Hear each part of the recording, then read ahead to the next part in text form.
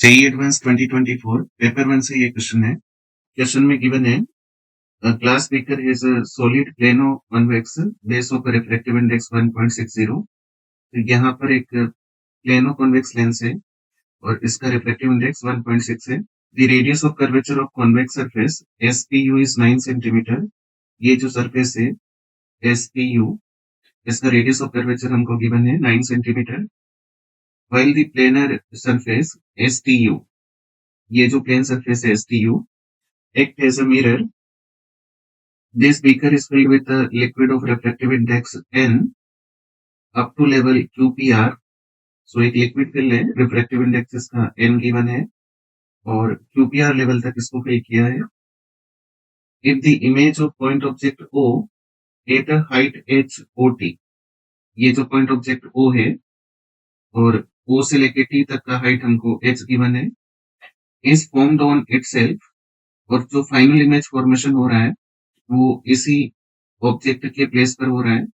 Then which of the following option are correct, और हमको 4 option given है। इन option में हमें लिक्विड का रिफ्लेक्टिव इंडेक्स n हमको कैलकुलेट करना है और दूसरा हमको h का वैल्यू कैलकुलेट करना है, ऑब्जेक्ट का हाइट कैलकुलेट करना है।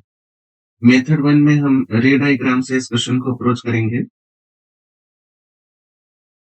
तो मैंने यहाँ पर 2 रेस इंसिडेंट की है। सबसे पहले जो सरफेस QPR है यहाँ से रिफ्लेक्शन होगा, तो रे 1 के लिए मैंने नॉर्मल ड्रॉ किया और क्योंकि ये रे डेंसर मीडियम में जा रही है तो ये बेंड हो जाएगी टुवर्ड्स द नॉर्मल। और ये जो सेकंड रे है इसका एंगल ऑफ इंसिडेंस 0 है, सो ये डायरेक्टली पास करेगी without any deviation.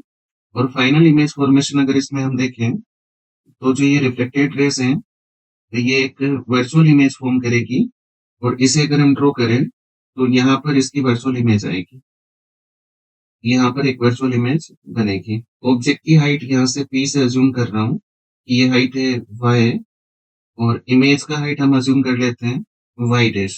So step 1 में हमको y डैश कैलकुलेट करना है और इसकी कैलकुलेशन होगी reflection from the plane surface.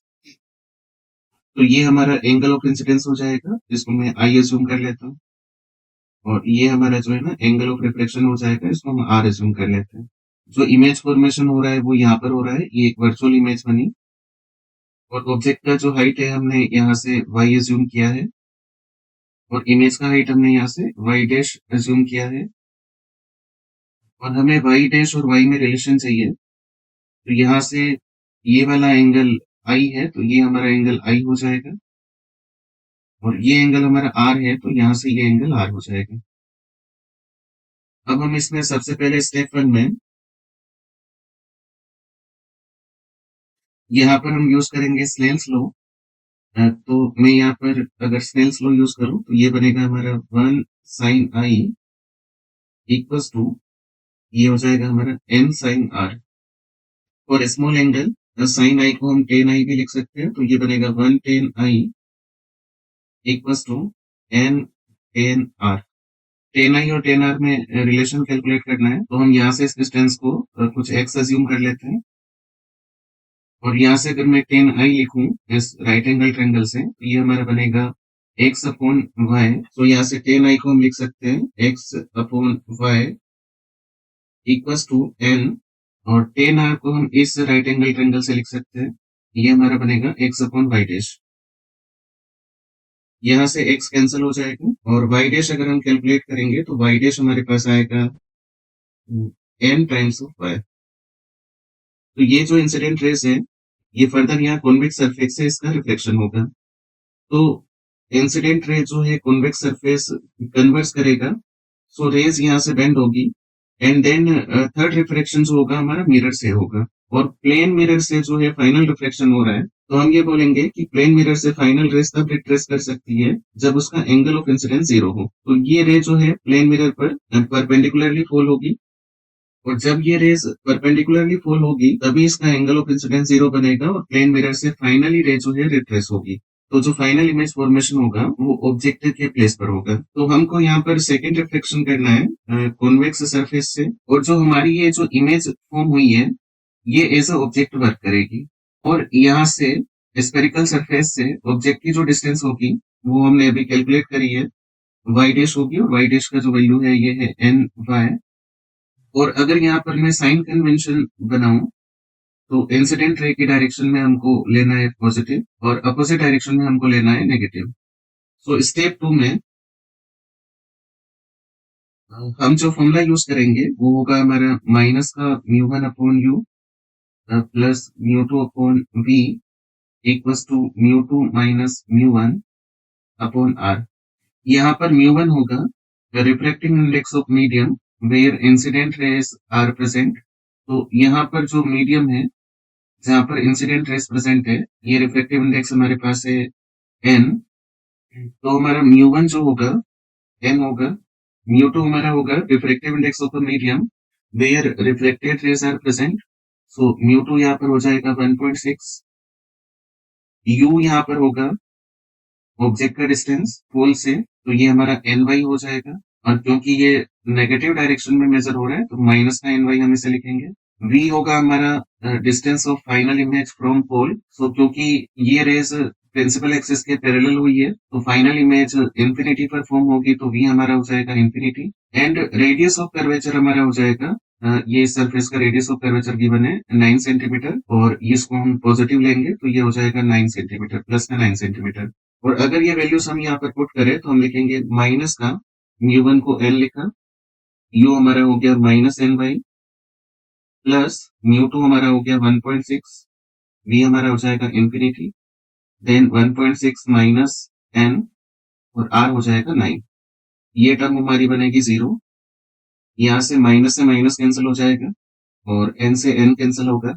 और इसको अगर हम फर्दर सिंप्लीफाई करें तो यहाँ से y का वैल्यू हमारे पास बनेगा y equals to 9 upon 1.6 minus N. Step 3 में जो रिफ्लेक्शन हो रहा है वो हो रहा है प्लेन मिरर से। तो यहाँ पर ये जो एस टी यू सरफेस है ये सब मिरर एक्ट कर रही है और फाइनल रिफ्लेक्शन जो होगा इसी प्लेन मिरर से होगा। तो ये एंगल हमारा हो गया 90 डिग्री और एंगल ऑफ इंसिडेंस यहाँ पर 0 डिग्री है। ये रे रिट्रेस हो रही है और फाइनल इमेज जो है ना ऑब्जेक्ट पर फॉर्म हो रही है। तो हमें क्वेश्चन में एच का वैल्यू पूछा है और एच यहाँ पर अगर आप देखेंगे तो ओ से लेके पी तक का डिस्टेंस दिया है और हमारे पास जो डिस्टेंस कैलकुलेट होके आया है वो पी से लेके ओ तक का डिस्टेंस वाई कैलकुलेट होके आया है। हमें ओटी डिस्टेंस लिखना है। So OT distance equals to O से पी तक का डिस्टेंस प्लस पी से लेके टी तक का डिस्टेंस। ओटी डिस्टेंस क्वेश्चन में ऑलरेडी गिवन है कि ये एच है। ओ से पी तक का डिस्टेंस हमने अज्यूम किया है ओ से पी तक का डिस्टेंस वाई है और पीटी जो डिस्टेंस है ये लेंस की थिकनेस होगी। और क्योंकि हम थिन लेंस अज्यूम करते हैं तो ये थिकनेस अब इग्नोर करते हैं, तो यहाँ से एच हमारा वाई के इक्वल आया। एच इक्वल्स टू वाई का वैल्यू है 9 अपॉन 1.6 माइनस एन। ये हमारे पास एच का वैल्यू बनेगा। सेम रिजल्ट हम मेथड 2 से भी कैलकुलेट कर सकते हैं। अगर हम इसमें ऑब्जर्व करें तो यहाँ पर दो लेंस है हमारे पास। ये जो लेंस है हमारा कॉन्वेक्स लेंस है और ये हमारा जो है ना कॉनकेव लेंस है। तो अगर दोनों लेंस के कॉम्बिनेशन से अगर हम एक सिंगल लेंस फॉर्म करें, मैं यहाँ पर इसका फोकल लेंथ f1 बोल देता हूँ, इसका फोकल लेंथ f2 हो गया।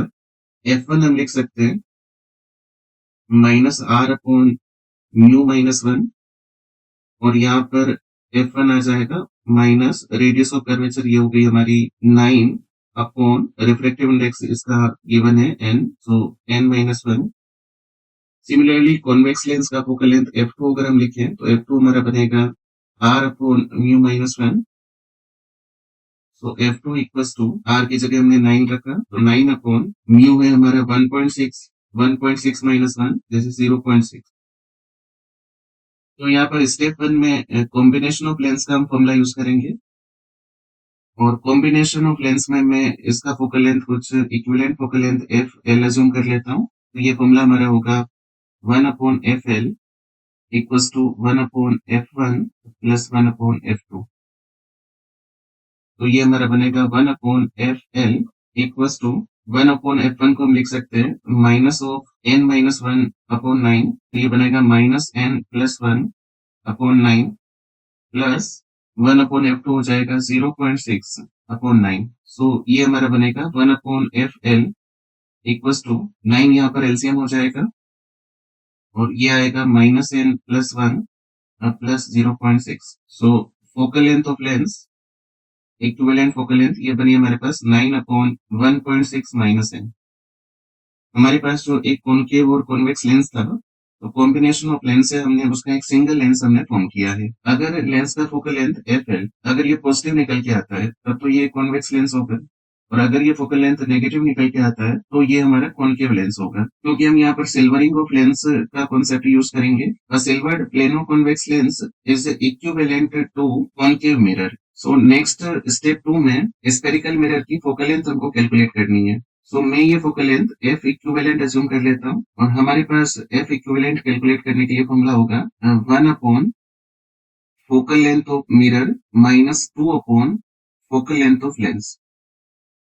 और यहाँ पर लेंस की फोकल लेंथ हमने कैलकुलेट करी है, और मिरर की फोकल लेंथ, ये प्लेन मिरर की फोकल लेंथ हमारे पास हो जाएगी इंफिनिटी। सो स्टेप 2 में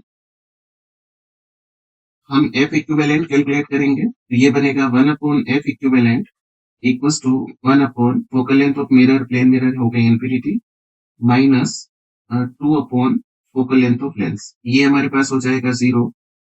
और यहाँ से इक्विवेलेंट फोकल लेंथ जो हमारे पास बनेगी वो बनेगी -FL/2। नेगेटिव साइन हमको रिप्रेजेंट कर रहा है कि सिल्वर्ड प्लेनो कॉन्वेक्स लेंस का जो इक्विवेलेंट स्फेरिकल मिरर बनेगा वो एक कॉनकेव मिरर होगा, और इसका जो फोकल लेंथ होगा वो लेंस की फोकल लेंथ डिवाइड बाई 2 बनेगा। देन स्टेप 3 में क्वेश्चन में गिवन है कि जो फाइनल इमेज फॉर्मेशन हो रहा है वो ऑब्जेक्ट के प्लेस पर हो रहा है, तो हम ये बोल सकते हैं कि ऐसा स्फेरिकल मिरर में तब पॉसिबल है when object is at centre of curvature.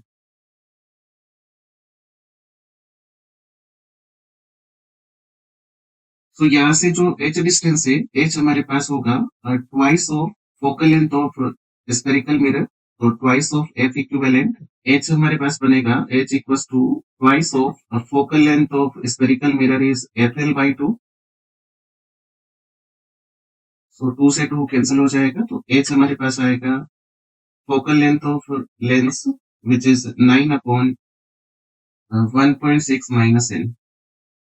So same H का एक्सप्रेशन हमने मेथड 2 से भी कैलकुलेट किया। इससे पहले मेथड 1 से जब हमने कैलकुलेट किया था तो भी ये हमारे पास 9/1.6 - n एच का एक्सप्रेशन बना। तो हम दोनों में से किसी भी मेथड से इस एक्सप्रेशन को कैलकुलेट कर सकते हैं। सो एच का एक्सप्रेशन हमारे पास है 9/1.6 -n, तो मैं इसको यहाँ पर लिख लेता हूँ, एच इक्वल्स टू 9/1.6 -n। तो फर्स्ट ऑप्शन में गिवन है for n equals to 1.42 h is 50 centimetre. तो हम इसका अगर फर्स्ट ऑप्शन चेक करें तो h इक्वल्स टू हमारे पास बनेगा 9/1.6 माइनस n हमको गिवन है 1.42, तो ये हमारे पास आएगा 9/0.18, और देन अगर हम इसको सिंप्लीफाई करेंगे तो ये हमारे पास बनेगा 50 सेंटीमीटर। सो पहला ऑप्शन तो इसमें करेक्ट हो जाएगा। देन अगर हम इसमें सेकेंड ऑप्शन देखें, सो इसमें n का वैल्यू 1.35 है, तो h इक्वल्स टू हम कैलकुलेट करेंगे तो ये बनेगा 9/1.6 माइनस 1.35। फर्दर अगर हम कैलकुलेट करें तो 9 ये आएगा 0.25, और ये डिवाइड करने से बनेगा 36 सेंटीमीटर।